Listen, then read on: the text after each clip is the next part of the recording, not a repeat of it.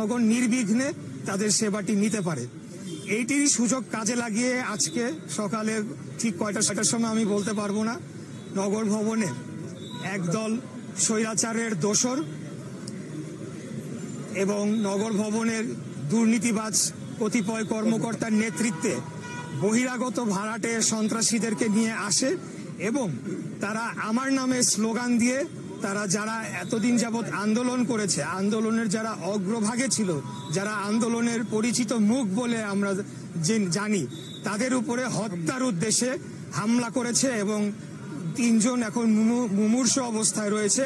8-10 জনকে প্রাথমিক চিকিৎসা দিয়ে ছেড়ে দেওয়া হয়েছে। তারা স্ক্রুড্রাইভার, হাতুড়ি, দেশীয় অস্ত্রশস্ত্র এবং একজনের পকেটে পিস্তলও ছিল, কোমরে পিস্তলও ছিল এবং একজনকে ছুরি দিয়ে আঘাত করে তার ফুসফুসে একটি ছিদ্র করে ফেলা হয়েছে। তার অবস্থা আশঙ্কাজনক, তার কি হবে আমরা জানি না।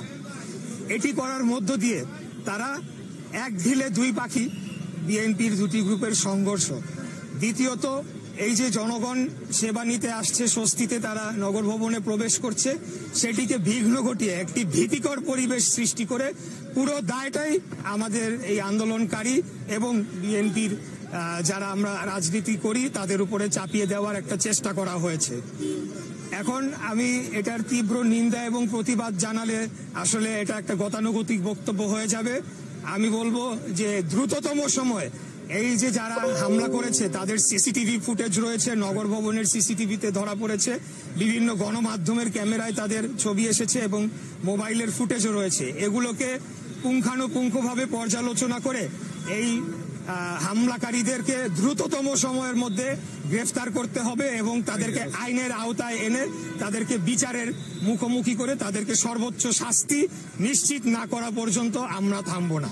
এই ষড়যন্ত্র পুরোটাই আমাদের এই আন্দোলনের উপরে হয়েছে, এই ষড়যন্ত্র গণতন্ত্রের উপরে হয়েছে, এই ষড়যন্ত্র বাংলাদেশের বৃহৎ রাজনৈতিক স্বার্থের পক্ষে যে আমরা নিরলসভাবে পরিশ্রম করে কাজ করে চলেছি, আগামী দিনে আমরা নিরলসভাবে পরিশ্রম করে কাজ করে চলেছি, আগামী দিনে একটি সুষ্ঠু সঠিক জাতীয় নির্বাচন জানিয়ে আসছি, সেগুলোকে ব্যাঘাত ঘটানোর জন্য এবং সেই গণতন্ত্রের উপরে একটা হুমকি প্রদান করার জন্যই এই হামলাটি করা হয়েছে। এই হামলার নেপথ্যে এই হামলার নেতৃত্ব দিয়েছে, আমি যারা আহত রয়েছে তাদের সাথে কথা বলেছি, গোলাম কিবরিয়া রুবেল নামে একজন কর্মকর্তা রয়েছে তিনি এবং আরিফুজ্জামান প্রিন্স নামে আরেকজন কর্মচারী নগর ভবনের। এই 2 জন মূলত এবং তাদের নেতৃত্বে কতিপয় স্বৈরাচারের দোসর হিসেবে যাদেরকে ইতিমধ্যে চিহ্নিত করা হয়েছে, যারা সাইদ খোকনের সময়, তাপসের সময়, ইতিপূর্বে আওয়ামী লীগের সময় সকল সুযোগ সুবিধা এই রুবেলের নেতৃত্বে ভোগ করেছে।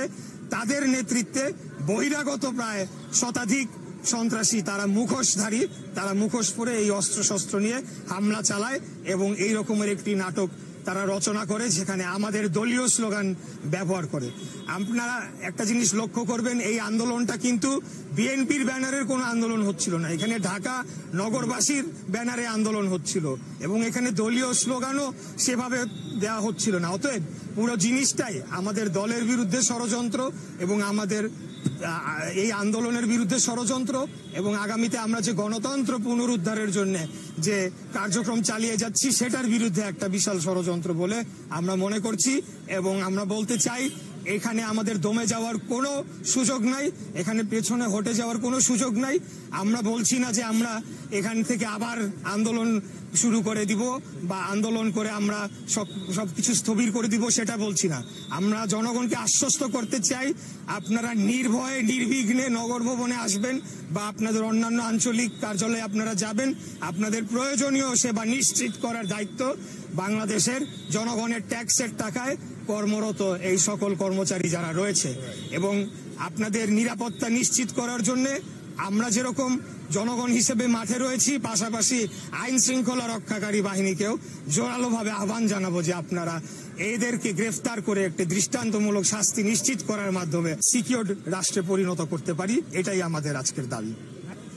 বর্তমান যে স্থানীয় সরকার উপদেষ্টা তার সঙ্গেও এই যারা হামলা চালিয়েছে তাদের ঘনিষ্ঠতা রয়েছে।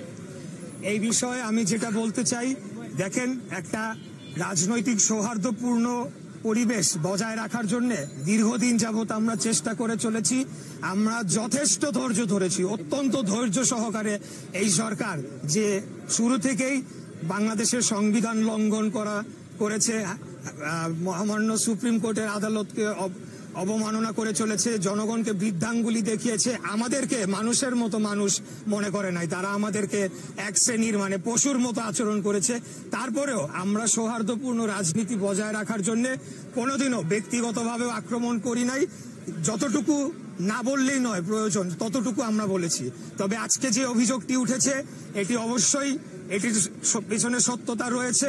যার নাম বললাম গোলাম, সে যে বিভাগে কর্মরত ছিল, নির্বাহী প্রকৌশলী বিভাগ, সেখান থেকে সকল প্রকারের দুর্নীতি, লুটপাট, সকল প্রকারের টেন্ডারবাজি, ভাগাভাগি সবকিছু সেখান থেকে করা হতো। এবং সেই ভাগগুলা এই যে আপনার নতুন যারা এখন বৈষম্য বিরোধী ছাত্র আন্দোলনের নামে যারা বিভিন্ন সরকারি অফিসে গিয়ে টেন্ডারবাজি করছে,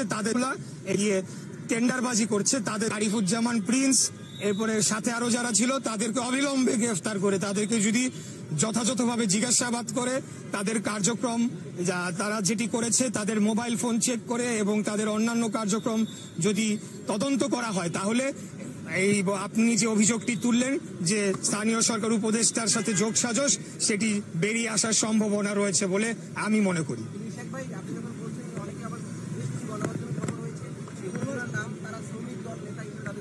জি জি প্লিজ আমি এই বিষয়টাতে আসতাম।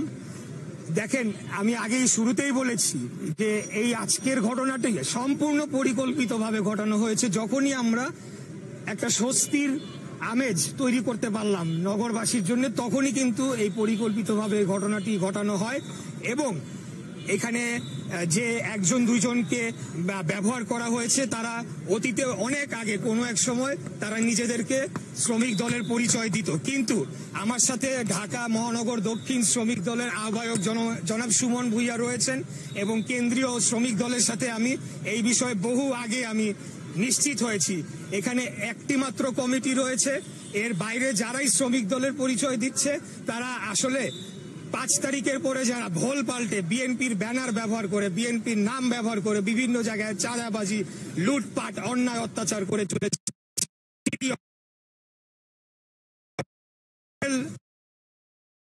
সে ইদানিং পরিচয় দিল, সে ফেসবুকে মানে সাথে সাথে ফটো কাটলো যে বিএনপির 2 গ্রুপ, ইশরাকের 2 গ্রুপ, এই ধরনের অপপ্রচারের আমরা তীব্র নিন্দা। এই যে মিডিয়ার ভেতরে এখনো স্বৈরাচারের দোসররা বিভিন্ন স্থানে এখনো তারা ঘাপটি মেরে লুকিয়ে রয়েছে এবং তারাই তাদেরকে সহযোগিতা করছে। আমরা তাদেরকেও দ্রুততম সময় চিহ্নিত করে ওই সকল স্থান থেকে অপসারণ করার জোরালো দাবি জানাচ্ছি। কারণ এখানে তারা যে কাজটি করছে তারা জনগণকে বিভ্রান্ত করছে এবং পুরো দায়টাই বিএনপির উপরে চাপানো হয়েছে, যেটি আমাদের ইতিপূর্বে আপনারা শুনেছেন আমাদের ভারপ্রাপ্ত চেয়ারম্যান বলেছে বিএনপিকে একটা মিডিয়া ট্রায়ালের মুখোমুখি করা হচ্ছে নির্বাচনের আগে যাতে বিতর্কিত করা যায়। যেটি আমি বলেছি যে এক ঢিলে 2 পাখি মারা হচ্ছে, আন্দোলনের উপরে একটা হামলা আসছে, আন্দোলনকারীরা যাতে মনোবল হারিয়ে ফেলে আর কোনোদিন আন্দোলনে না আসে সেই চেষ্টা করা হয়েছে এবং পুরো দায়টা আমাদের উপরে অথবা বিএনপির উপরে চাপানোর একটা চেষ্টা করা হয়েছে। এরা কোনো